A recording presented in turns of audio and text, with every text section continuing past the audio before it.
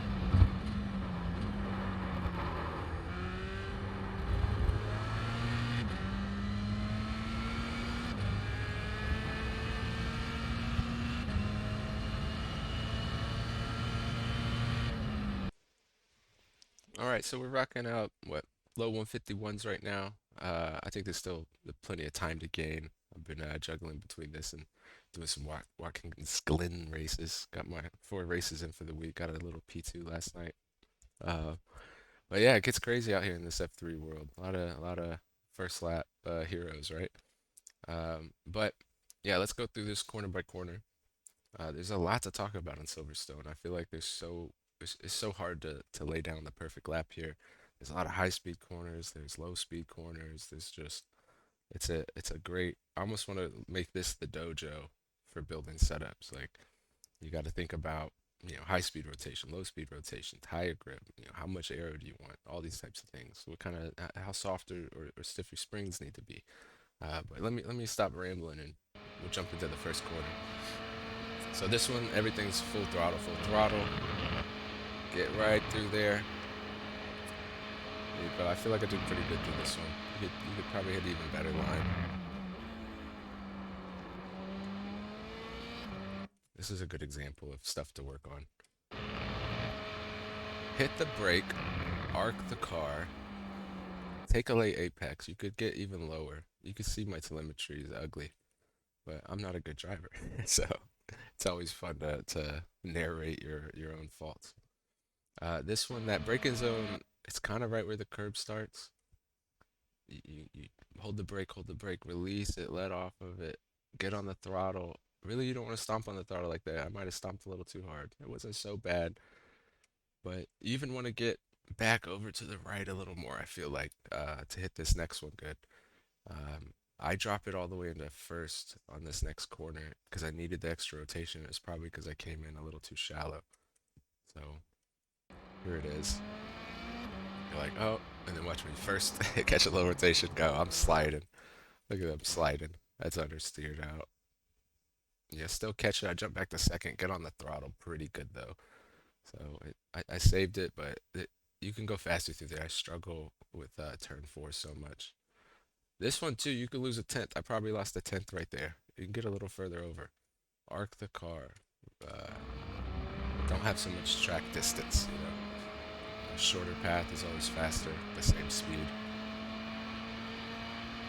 This is another be smooth break, late apex, right around the 50. Not smooth on the brake there, right? I'm probably slowing the car down too much, and then I'm releasing, get the rotation. I hit the line pretty good, um, but still, it's still maybe too much braking early on. I'm a little erratic. I gotta get my legs to work right. This is another one where instead of stabbing that brake like that, I could probably eased onto it and just slowly slowed the car down. Oh, I like this one. See these orange guys? Count them. Go.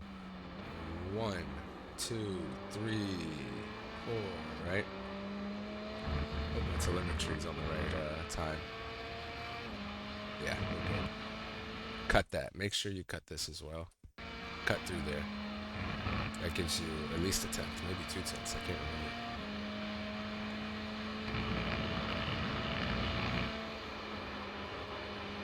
All right.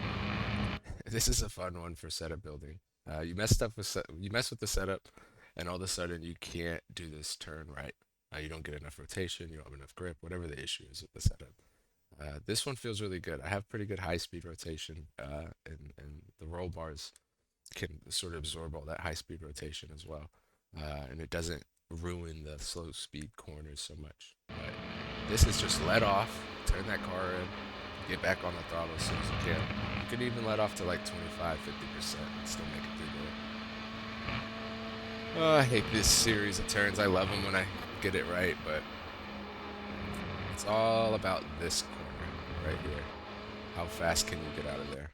This isn't the best again.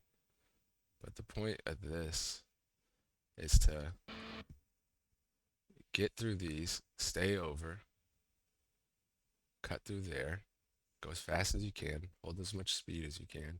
This one, you want to stay as far left over as you can, and then cut across, and you want to be able to get on the throttle as soon as possible without taking an off track right there. This was pretty good. It's not optimal, but I'll take it if I'm in a race, doing a race lap. I think top speeds I'm hitting 246 kilometers per hour.